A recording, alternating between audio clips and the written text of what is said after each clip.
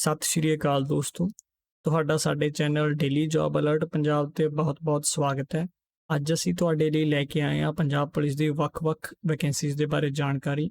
ਇਸ ਪੋਸਟ ਦੇ ਵਿੱਚ ਤੁਹਾਨੂੰ ਆ ਚੁੱਕੀਆਂ, ਚੱਲ ਰਹੀਆਂ ਤੇ ਆਉਣ ਵਾਲੀਆਂ ਪੰਜਾਬ ਪੁਲਿਸ ਦੀਆਂ ਵੈਕੈਂਸੀਜ਼ ਬਾਰੇ ਪੂਰੀ ਜਾਣਕਾਰੀ ਦਿੱਤੀ ਜਾਵੇਗੀ, ਜਿਵੇਂ ਕਿ ਉਹਨਾਂ ਦੀ ਸਟਾਰਟ ਡੇਟ, ਐਂਡ ਡੇਟ, ਉਹ ਕਿਹੜੇ ਡਿਪਾਰਟਮੈਂਟ ਜਾਂ ਕੇਡਰ ਨੂੰ ਬਿਲੋਂਗ ਕਰਦੀਆਂ ਨੇ, ਉਹਨਾਂ 'ਚ ਏਜ ਲਿਮਿਟ ਕੀ ਹੈ, ਉਹਨਾਂ ਦੀ ਕੁਆਲੀਫਿਕੇਸ਼ਨ ਕੀ ਹੈ, ਉਹਨਾਂ ਦੇ ਕਿੰਨੇ ਐਗਜ਼ਾਮ ਹੋਣਗੇ, ਐਗਜ਼ਾਮ ਕਦੋਂ ਹੋਣਗੇ, ਐਗਜ਼ਾਮ ਰਿਟਨ ਹੋਏਗਾ ਜਾਂ ਫਿਰ ਕੰਪਿਊਟਰ ਬੇਸਡ ਹੋਏਗਾ, ਉਸ ਦੀ ਪੂਰੀ ਜਾਣਕਾਰੀ ਤੁਹਾਨੂੰ ਇਸ ਵੀਡੀਓ ਵਿੱਚ ਦਿੱਤੀ ਜਾਏਗੀ।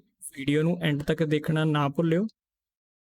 ਇਸ ਵੀਡੀਓ ਨੂੰ ਬਣਾਉਣ ਵਿੱਚ ਬਹੁਤ ਮਿਹਨਤ ਲੱਗੀ ਹੈ, ਤਾਂ ਕਰਕੇ ਵੀਡੀਓ ਨੂੰ ਲਾਈਕ ਕਰਨਾ ਤੇ ਕਮੈਂਟ ਕਰਨਾ ਨਾ ਭੁੱਲਿਓ। ਜੇ ਤੁਹਾਨੂੰ ਵੀਡੀਓ ਚੰਗੀ ਲੱਗੀ ਤਾਂ ਚੈਨਲ ਨੂੰ ਸਬਸਕ੍ਰਾਈਬ ਕਰਨਾ ਨਾ ਭੁੱਲਿਓ। ਆਓ ਆਪਾਂ ਅੱਜ ਦੀ ਵੀਡੀਓ ਸਟਾਰਟ ਕਰਦੇ ਹਾਂ। ਆਪਣੀ ਪਹਿਲੀ ਪੋਸਟ ਹੈ ਜੀ sub inspector AIC district armed intelligence ਅਤੇ ਇਨਵੈਸਟੀਗੇਸ਼ਨ ਕੇਡਰ ਦੇ ਵਿੱਚ। ਇਹ ਪੋਸਟ ਦੇ ਜੋ ਫਾਰਮ ਸੀਗੇ ਉਹ ਸਟਾਰਟ ਹੋਏ ਸੀਗੇ 6 ਜੁਲਾਈ ਨੂੰ, ਤੇ 27 ਜੁਲਾਈ ਨੂੰ ਇਹ ਪੋਸਟ ਦੇ ਜੋ ਫਾਰਮ ਸੀ ਉਹ ਬੰਦ ਹੋ ਗਏ ਸੀ। ਜੋ ਨੈਕਸਟ ਪੋਸਟ ਹੈ ਉਹ ਹੈ ਕਾਂਸਟੇਬਲ ਦੀ ਡਿਸਟ੍ਰਿਕਟ ਅਤੇ ਆਰਮਡ ਕੇਡਰ ਦੇ ਵਿੱਚ। ਇਸ ਦੇ ਫਾਰਮ ਸੀ ਜੋ 16 ਜੁਲਾਈ ਨੂੰ ਸਟਾਰਟ ਹੋਈ ਸੀ ਤੇ 15 ਅਗਸਤ 2021 ਨੂੰ ਇਸ ਦੇ ਫਾਰਮ ਨੇ ਜੋ ਬੰਦ ਹੋ ਜਾਣੇ। ਉਸ ਤੋਂ ਬਾਅਦ ਹੈ ਜੀ ਇੰਟੈਲੀਜੈਂਸ ਅਸਿਸਟੈਂਟ ਇੰਟੈਲੀਜੈਂਸ ਕੇਡਰ ਦੇ ਵਿੱਚ। ਜੋ ਇਹ ਵਾਲੀ ਪੋਸਟ ਹੈ ਇਹ ਕਾਂਸਟੇਬਲ ਦੇ ਰੈਂਕ ਦੀ ਹੀ ਪੋਸਟ ਹੈ ਇੰਟੈਲੀਜੈਂਸ ਕੇਡਰ ਦੇ ਵਿੱਚ। ਜੋ ਇਸ ਦੇ ਫਾਰਮ ਨੇ ਉਹ ਸਟਾਰਟ ਹੋਏ ਸੀ 26 ਜੁਲਾਈ ਨੂੰ ਤੇ ਇਸ ਦੇ ਜੋ ਫਾਰਮ ਹੈ ਉਹ ਬੰਦ ਹੋਣਗੇ 16 ਅਗਸਤ ਨੂੰ। ਉਸ ਤੋਂ ਬਾਅਦ ਹੈ ਜੀ ਕਾਂਸਟੇਬਲ ਇਨਵੈਸਟੀਗੇਸ਼ਨ ਡਿਪਾਰਟਮੈਂਟ ਦੇ ਵਿੱਚ। ਇਹ ਪੋਸਟ ਵੀ ਇੰਟੈਲੀਜੈਂਸ ਅਸਿਸਟੈਂਟ ਦੇ ਨਾਲ ਹੀ ਆਈ ਸੀ।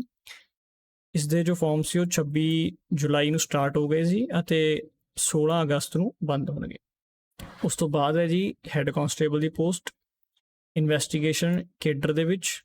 ਇਹ ਜੋ ਪੋਸਟ ਹੈ ਇਹ 4 ਅਗਸਤ 2021 ਨੂੰ ਇਸ ਦੇ ਜੋ ਫਾਰਮ ਸੀਗੇ ਉਹ ਸਟਾਰਟ ਹੋਏ ਸੀ ਅਤੇ 25 ਅਗਸਤ ਨੂੰ ਇਸ ਦੇ ਜੋ ਫਾਰਮ ਨੇ ਉਹ ਬੰਦ ਹੋ ਜਾਣਗੇ। ਉਸ ਤੋਂ ਬਾਅਦ ਆਉਂਦੀਆਂ ਜੀ ਸਬ ਇੰਸਪੈਕਟਰ ਅਤੇ ਕਾਂਸਟੇਬਲ ਦੀਆਂ ਪੋਸਟਾਂ ਟੈਕਨੀਕਲ ਅਤੇ ਸਰਵਿਸਿਜ਼ ਕੇਡਰ ਦੇ ਵਿੱਚ, ਯਾਨੀ ਕਿ IT ਵਿੰਗ। ਇਹਨਾਂ ਦੀ ਜੋ ਇਨਫੋਰਮੇਸ਼ਨ ਹੈ ਉਹ ਵੈਸੇ ਆ ਗਈ ਹੈ, ਬਟ ਜੋ ਇਹਨਾਂ ਦੀ ਸਟਾਰਟ ਡੇਟ ਹੈ ਤੇ ਐਂਡਿੰਗ ਡੇਟ ਹੈ ਉਹ ਹਜੇ ਕਨਫਰਮ ਨਹੀਂ ਹੋਈ ਹੈ। ਉਸ ਤੋਂ ਬਾਅਦ ਆਉਂਦੀਆਂ ਨੇ ਜੀ legal and legal assistant legal officer, forensic and assistant forensic officer, computer digital officer, information technology assistant software, financial investigation support and assistant officer. ਇਹ ਜੋ ਸਾਰੀਆਂ ਪੋਸਟ ਨੇ ਇਹ ਸਿਵਲੀਅਨ ਸਪੋਰਟ ਸਟਾਫ ਦੇ ਵਿੱਚ ਨੇ। ਜੋ ਲੀਗਲ ਵਾਲੀ ਹੈ ਉਹ ਲੀਗਲ ਸਪੋਰਟ ਸਟਾਫ ਦੇ ਵਿੱਚ ਹੈ ਤੇ ਜੋ ਫੋਰੈਂਸਿਕ ਵਾਲੀ ਹੈ ਉਹ ਫੋਰੈਂਸਿਕ ਦੇ ਵਿੱਚ ਹੈ। ਜੋ ਇਹ ਵਾਲੀਆਂ ਨੇ ਇਹ ਹੈਗੀਆਂ ਇਨਫੋਰਮੇਸ਼ਨ ਟੈਕਨੋਲੋਜੀ ਯਾਨੀ ਕਿ IT ਦੇ ਸਪੋਰਟ ਸਟਾਫ ਵਿੱਚ। ਜੋ ਫਾਈਨੈਂਸ਼ੀਅਲ ਇਨਵੈਸਟੀਗੇਸ਼ਨ ਤੇ ਅਸਿਸਟੈਂਟ ਆਫਿਸਰ ਦੀਆਂ ਪੋਸਟ ਨੇ ਇਹ ਹੈਗੀਆਂ ਫਾਈਨਾਂਸ ਦੇ ਵਿੱਚ। ਇਹਨਾਂ ਦੀਆਂ ਜੋ ਸਟਾਰਟ ਤੇ ਐਂਡਿੰਗ ਡੇਟਸ ਨੇ ਤੁਸੀਂ ਸਮਝ ਲਓ ਵੀ ਇਹ ਅਗਸਤ ਦੇ ਐਂਡ ਤੱਕ ਇਹ ਸਟਾਰਟ ਹੋ ਜਾਣਗੀਆਂ ਸਾਰੀਆਂ।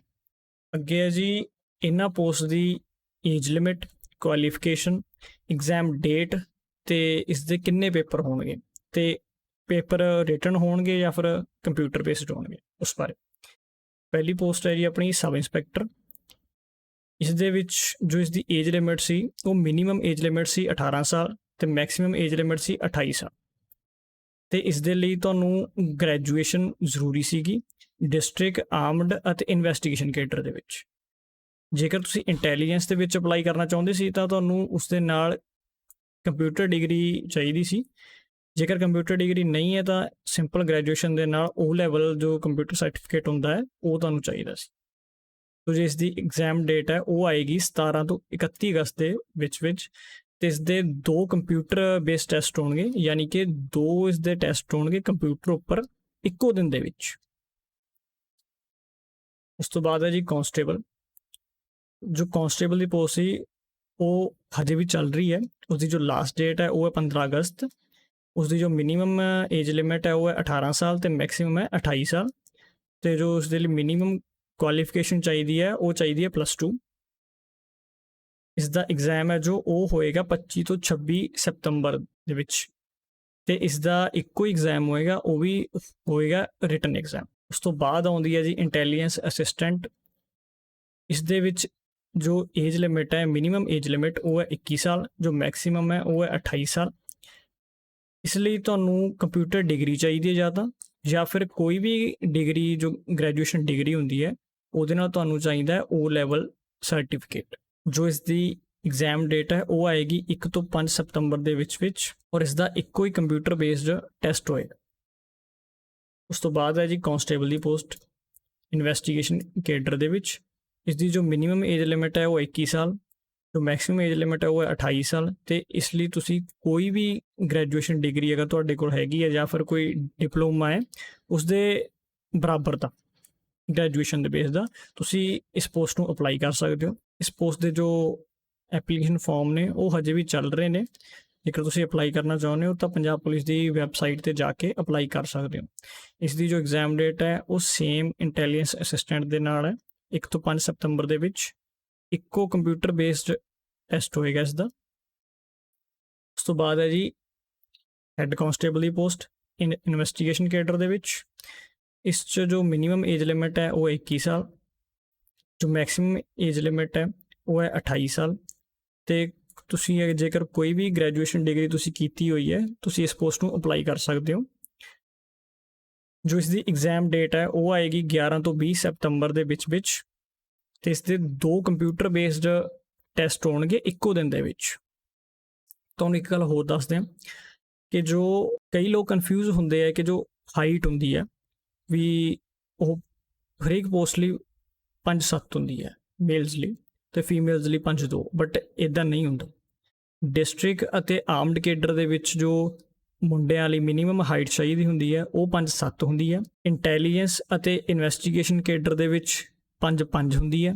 ਜੋ IT ਵਿੰਗ ਦੀਆਂ ਪੋਸਟਾਂ ਹੁੰਦੀਆਂ ਉਸ 'ਚ 5'4" ਹੁੰਦੀ। ਜੋ ਫੀਮੇਲਸ ਨੇ ਉਹਨਾਂ ਲਈ ਡਿਸਟ੍ਰਿਕਟ ਅਤੇ ਆਰਮਡ ਕੇਡਰ ਦੇ ਵਿੱਚ 5'2" ਹੁੰਦੀ ਹੈ। ਇੰਟੈਲੀਜੈਂਸ ਅਤੇ ਇਨਵੈਸਟੀਗੇਸ਼ਨ ਕੇਡਰ ਦੇ ਵਿੱਚ 5 ਫੁੱਟ 1 ਇੰਚ ਹੁੰਦੀ ਹੈ। ਅਤੇ ਜੋ IT ਵਿੰਗ ਹੈ ਉਹਦੇ ਵਿੱਚ ਓਨਲੀ ਮਿਨੀਮਮ ਹਾਈਟ ਹੁੰਦੀ ਹੈ 5 ਫੁੱਟ। ਸੋ ਇਸ ਦੇ ਵਿੱਚ ਕਨਫਿਊਜ਼ਨ ਨਹੀਂ ਹੋਣਾ।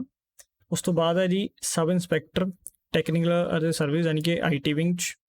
ਇਸ 'ਚ ਮਿਨੀਮਮ ਜੋ ਏਜ ਲਿਮਿਟ ਹੈ ਉਹ 21 ਸਾਲ, ਮੈਕਸਿਮਮ ਏਜ ਲਿਮਿਟ ਹੈ ਉਹ ਹੈ 28 ਸਾਲ। ਇਸ ਦੇ ਵਿੱਚ ਬਹੁਤ ਪੋਸਟਾਂ ਨੇ।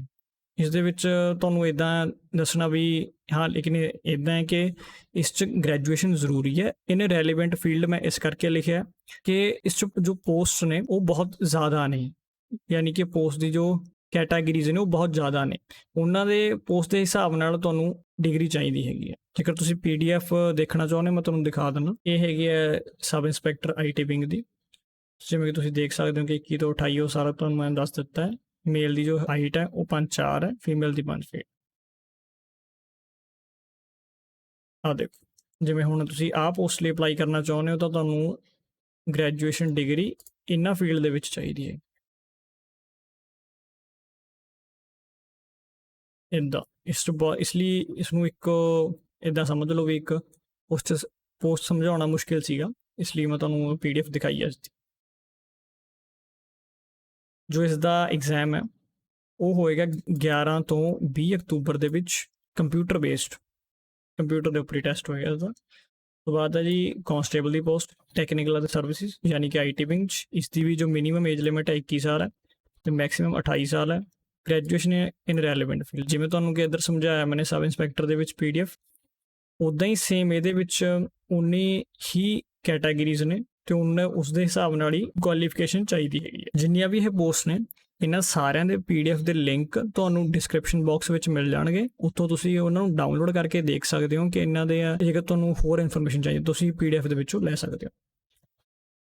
ਕਾਂਸਟੇਬਲ IT ਵਿੰਗ ਦੀ ਜੋ ਐਗਜ਼ਾਮ ਡੇਟ ਹੈ ਉਹ ਆਏਗੀ 21 ਤੋਂ 30 ਅਕਤੂਬਰ ਦੇ ਵਿੱਚ ਅਤੇ ਇਹ ਟੈਸਟ ਵੀ ਕੰਪਿਊਟਰ ਬੇਸਡ ਹੀ ਹੋਏਗਾ। ਉਸ ਤੋਂ ਬਾਅਦ ਆਉਂਦੀ ਹੈ ਜੀ legal and assistant legal officer, civilian support staff legal ਦੇ ਵਿੱਚ।